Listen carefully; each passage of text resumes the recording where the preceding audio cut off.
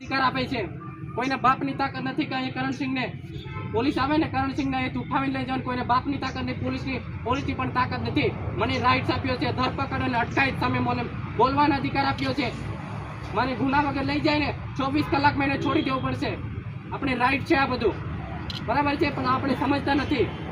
Police જેમ તેમ ના પકડીને લઈ જાય. હું ફોન કર્યો હોય ને ત્યારે લઈ જાય તો વાંધો નહીં, અને હક ને અધિકાર માટે બોલતો હોય અને મને ડિટેન કરે, અટકાયત કરે, એને બાપની તાકાત નથી કે મને 2-3 મહિના રાખી શકે.